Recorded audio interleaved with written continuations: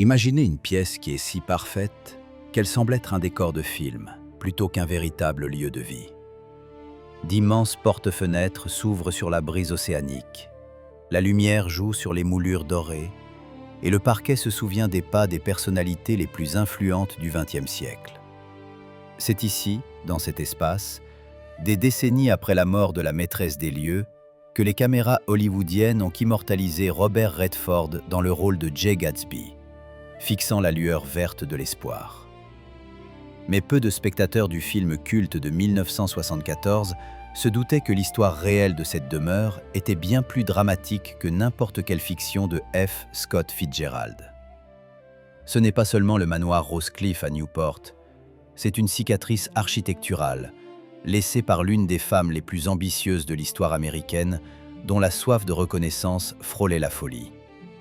Elle s'appelait Teresa Alice Fair, mais le monde l'a retenue sous le nom de Tessie Ullrichs. Et si vous pensez que c'est une énième histoire d'héritière riche qui s'ennuyait dans le luxe, vous vous trompez lourdement. Cette histoire n'a pas commencé dans les salles de bal aux lustres de cristal, mais dans la boue, la poussière et l'obscurité des villes minières du Far West, où la vie humaine valait moins qu'une once d'argent. Pour comprendre le phénomène de Rosecliff, il nous faut effacer de nos yeux l'éclat de l'âge doré et nous transporter dans les années 70 du XIXe siècle. Là où l'air ne sentait pas les parfums français, mais le soufre et la poudre à canon.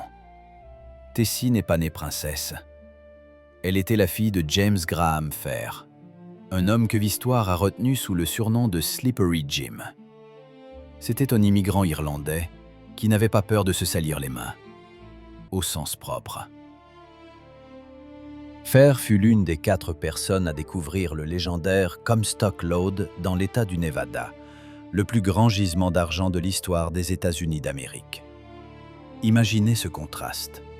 Tandis que la future reine de la haute société était enfant, son père descendait dans les entrailles de la terre pour arracher ses richesses à la nature. En quelques années, il passa de simple prospecteur à la tête d'une fortune de 50 millions de dollars. Selon les normes actuelles, cela représente des milliards. Mais l'argent extrait de la terre sent la terre. Et cette odeur, semblait-il, a poursuivi Tessie toute sa vie. Le paradoxe de son destin résidait dans le fait qu'elle possédait des ressources capables d'acheter n'importe quelle monarchie européenne, mais ne pouvait pas acheter le respect sincère de la vieille aristocratie de New York. Pour l'élite de la côte Est, pour des familles comme les Astor, les Fair étaient des nouveaux riches, des parvenus, des gens dont les poches étaient remplies de poussière d'argent. Tessie a grandi avec un sentiment aigu de sa différence. Elle a vu comment son père était regardé de haut, malgré son influence colossale au Sénat des États-Unis. C'est alors, dans sa jeunesse, que s'est formée dans son caractère cette détermination d'acier, presque effrayante, qui la poussera plus tard à construire la maison la plus pure, la plus blanche et la plus parfaite de Newport. Elle a décidé que si la société ne lui ouvrait pas les portes volontairement, elle construirait des portes où la société supplierait d'entrer. Mais ce fut plus tard. Et au début de son parcours, Tessie n'était qu'une jeune femme avec une dot immense et des yeux brillants, qui comprenait que l'argent n'était qu'un outil. Elle ne voulait pas être simplement riche. Elle voulait être irréprochable. Dans son esprit s'est formé un plan qui semblait impossible pour la fille d'un mineur. Devenir la matriarche absolue de la haute société américaine. Personne ne savait que derrière les coulisses des futurs grands bals se cacherait la tragédie personnelle d'une femme qui tentait de laver sa biographie aussi furieusement qu'elle ordonnerait plus tard à ses domestiques de laver la façade de sa maison au savon. Dès le début, l'histoire de Tessie fut une course. Une course contre ses origines, contre les chuchotements derrière son dos, contre le temps. Nous regardons souvent les photographies en noir et blanc de dames en corset et ne voyons que des sourires figés. Mais derrière le regard de Tessie se cachait l'esprit calculateur d'un stratège. Elle savait que pour vaincre, Il lui fallait non seulement du capital, mais un allié. Il lui fallait un passeport, pour un monde où le nom de famille était plus important que le compte en banque. Et elle trouva un moyen d'obtenir ce passeport, sans se douter que le prix d'entrée dans l'élite s'avérerait plus élevé que n'importe quel chèque émis par son père. L'histoire de Roskilde n'est pas une histoire d'amour pour l'architecture. C'est une histoire de guerre pour le statut, où le marbre, la terre cuite et les diamants servaient d'armes. Et comme dans toute guerre, il y eut ses victimes. Quand vous regardez la façade immaculée de Roskilde aujourd'hui, vous voyez un triomphe. Mais si l'on y regarde de plus près, on peut aussi voir autre chose. Une tentative désespérée de créer un monde idéal dans lequel la saleté du passé n'a pas sa place. Tessie Ullrichs a passé sa vie à essayer de prouver qu'elle était digne. Elle a construit un palais digne des rois, mais a fini ses jours, errant dans ses couloirs vides et parlant aux fantômes de ceux qui n'étaient plus de ce monde depuis longtemps. Comment exactement la fille d'un mineur s'est-elle transformée en maîtresse du salon le plus raffiné d'Amérique? Quelle stratégie a-t-elle utilisée pour briser les traditions séculaires de la haute société new-yorkaise? Et pourquoi sa plus grande création, la maison de ses rêves, est-elle finalement devenue la cage dorée de sa raison? Les réponses à ces questions ne sont pas en surface. Pour les trouver, nous devons descendre des cieux sur terre et voir comment s'est forgé le caractère de celle que l'on appelait Tessie de fer. C'est l'histoire de la création de la grandeur et de la façon dont elle peut détruire son créateur. Préparez-vous, nous ouvrons les portes d'un passé qui conserve encore ses froids secrets. En 1873, alors que Tessie n'avait que 2 ans, le monde de sa famille changea à jamais. Dans l'État du Nevada, la veine Comstock fut découverte. Une anomalie géologique d'où des centaines de millions de dollars en argent et en or furent extraits en quelques années seulement. James Fair, son père, n'était pas seulement un investisseur chanceux, il était un ingénieur minier de génie. Mais l'argent qui affluait dans la famille Fair avait un poids lourd. C'était de l'argent rapide, bruyant et sale, à l'opposé de l'argent silencieux de la côte Est, qui s'accumulait sur des générations. Tessie grandit dans une atmosphère où la richesse était illimitée, mais la position sociale, précaire. La leçon principale, elle ne la reçut pas dans une école de jeunes filles nobles, mais au tribunal de San Francisco en 1883. Sa mère demanda le divorce, accusant James Fair d'adultère systématique. Ce fut l'un des procès de divorce les plus retentissants du XIXe siècle. Tessie, âgée de 12 ans, vit le nom de sa famille traîner dans les journaux. Elle comprit une vérité terrible. Les millions de son père pouvaient acheter un manoir, mais ne pouvaient pas acheter une réputation. Le scandale lui apprit un contrôle strict. Si son père était le chaos, impulsif et grossier, Tessie décida de devenir l'incarnation de l'ordre. Elle rejeta son lien avec son père sauvage et se rangea entièrement du côté de sa mère, emportant avec elle non seulement la moralité, mais aussi une part colossale de l'héritage. À 20 ans, Tessie Fair possédait une fortune dépassant les budgets de certains pays européens. Mais ses ambitions s'étendaient au-delà des comptes bancaires de San Francisco. Elle regardait vers l'Est, vers New York. Là où Caroline Astor menait le bal, il existait une liste officieuse de 400 personnes, les seules qui comptaient. Pour Madame Astor, la fille d'un mineur irlandais n'était personne. Mais Tessie possédait ce que les aristocrates gâtés n'avaient pas, la poigne de son père. Elle considérait la haute société non pas comme un club d'amis, mais comme un territoire hostile qu'il fallait conquérir. Sa stratégie fut l'impeccabilité. Elle comprenait qu'on ne lui pardonnerait aucune erreur, pas un seul faux pli sur sa robe. Elle déménagea sur la côte Est, non pas comme une suppliante, mais comme une conquérante. Sa philosophie était simple. Si l'on ne vous invite pas à une fête, vous devez en organiser une telle que votre absence à celle-ci soit considérée comme un suicide social. Mais pour la réalisation de ce plan, Il lui manquait un élément. Il lui fallait un nom de famille. Pas Fer, qui sentait le minerai, mais un nom de famille qui sonnerait comme de la musique aux oreilles des snobs new-yorkais. Tessie commença la chasse. Elle cherchait un partenaire, non pas pour des promenades romantiques sous la lune, mais pour la création de la plus grande alliance commerciale de l'histoire du Gilded Age.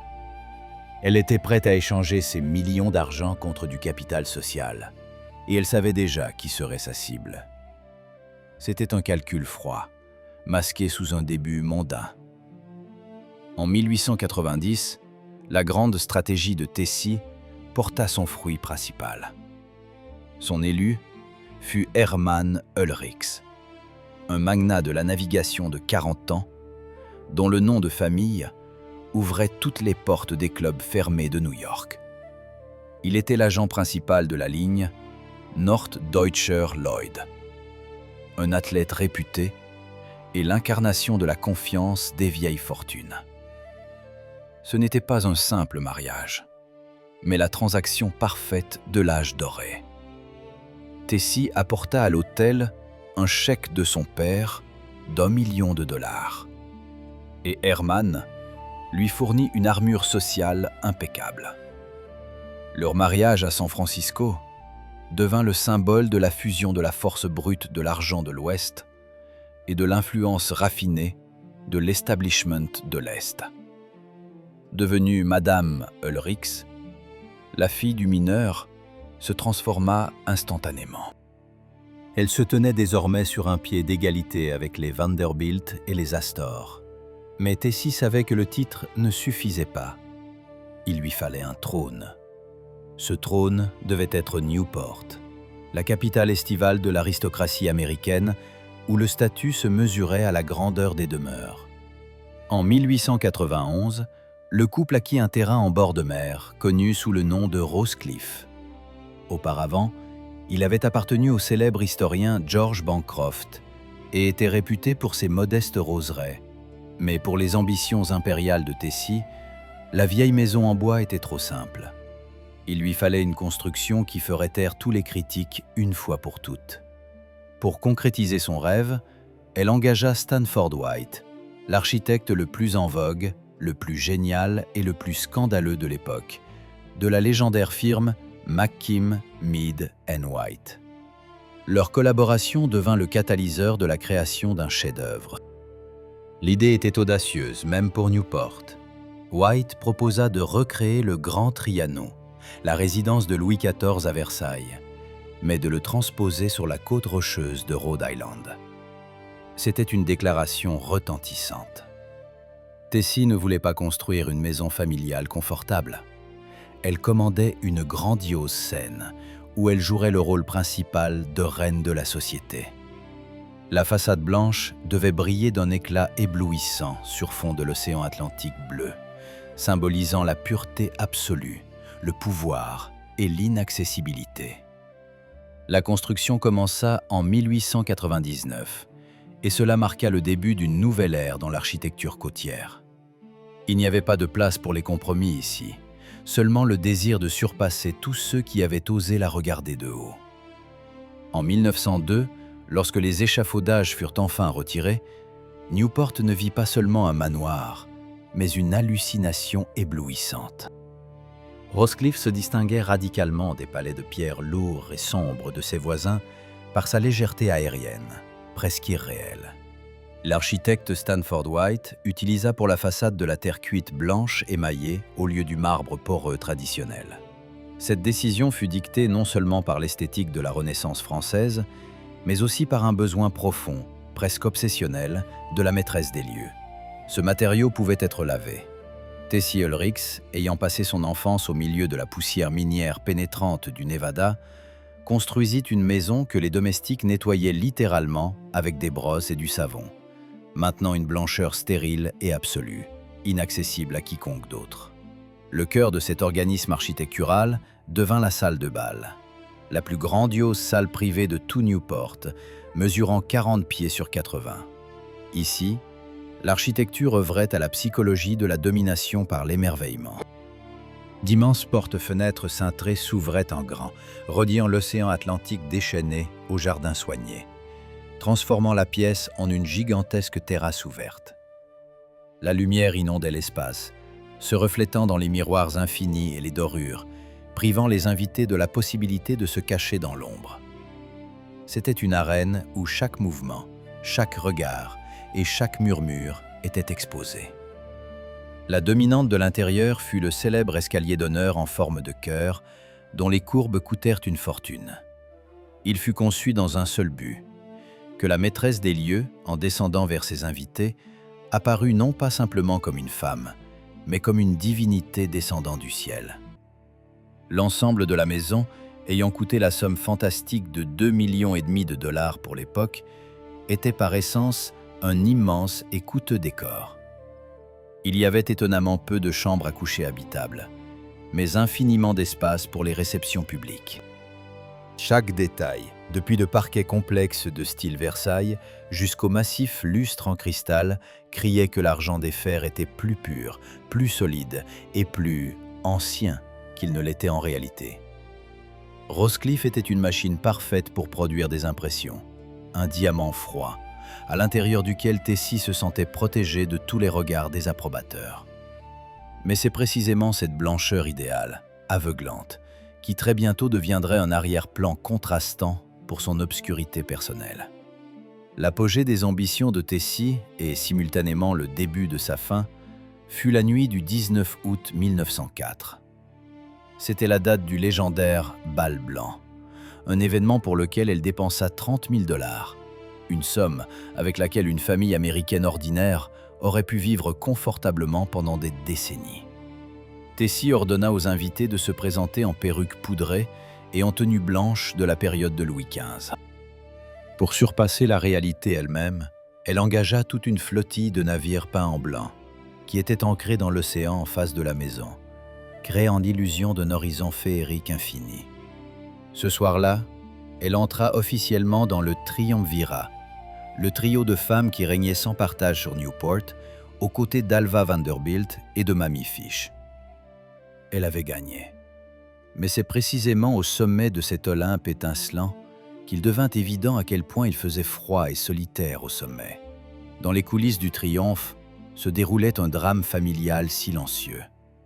Hermann Ulrich, l'homme qui lui avait donné son nom et son statut, s'était transformé en une ombre dans sa propre maison. Roskilde avait été conçu pour accueillir 500 invités, mais il n'y avait absolument aucune place pour la vie intime des époux. L'alliance stratégique avait rempli sa fonction, et les sentiments humains s'y étaient atrophiés. Hermann partait de plus en plus souvent à San Francisco, loin du paradis stérile de sa femme, trouvant consolation dans le travail et, selon les rumeurs, dans des compagnies plus vivantes et chaleureuses. Tessie restait à Newport, prisonnière de son emploi du temps, entourée d'une légion de serviteurs, mais sans une seule âme proche. En 1906, le destin porta un double coup. D'abord, le tremblement de terre dévastateur de San Francisco ébranla l'empire financier des fers, rappelant à Tessie que sa richesse n'était pas éternelle.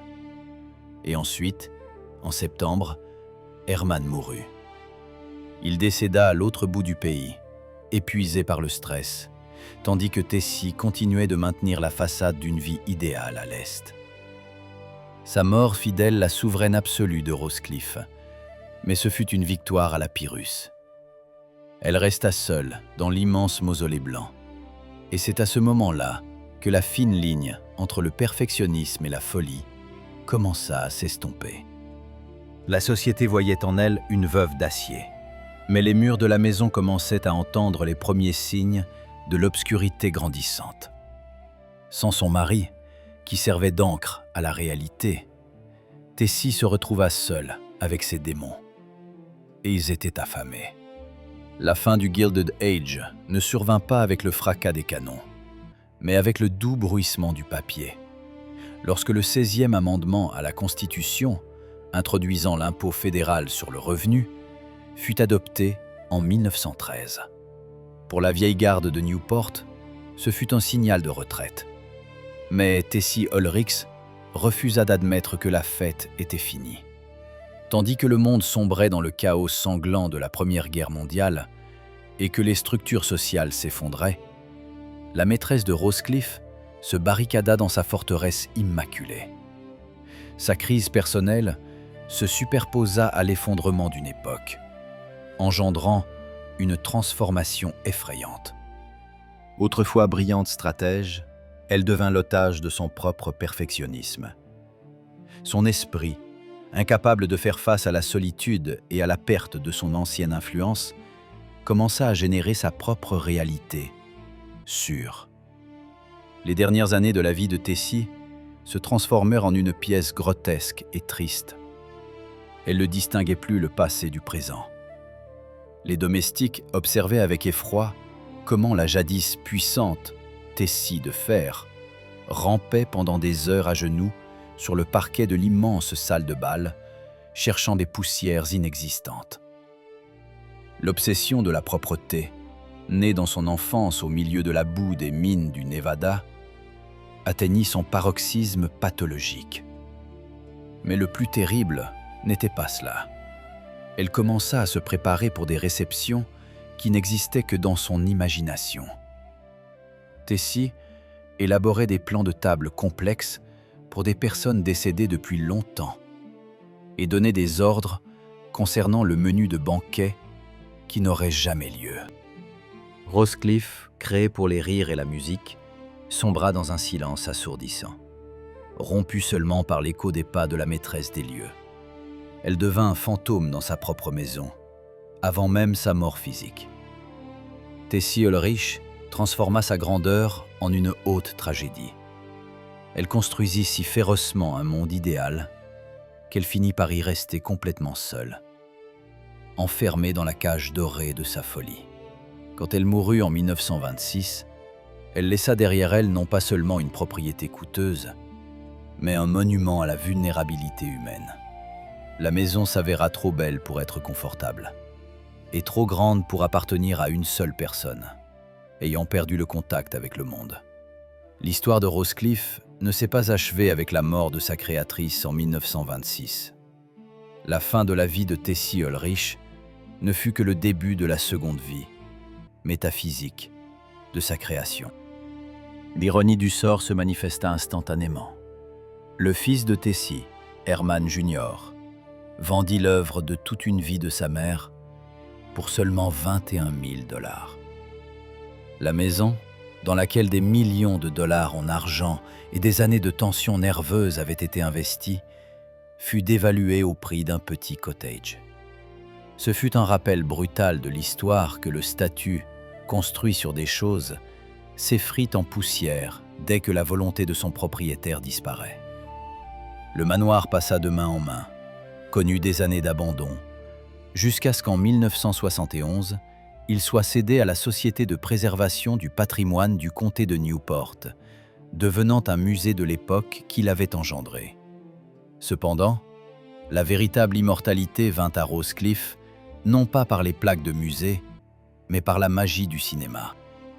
En 1974, lorsque Hollywood décida d'adapter Gatsby le Magnifique, les réalisateurs choisirent précisément la salle de bal de Tessie pour les scènes des légendaires fêtes de Jay Gatsby. Ce fut un choix idéal, presque mystique, car Tessie Ulrich était la véritable incarnation de Jay Gatsby au féminin.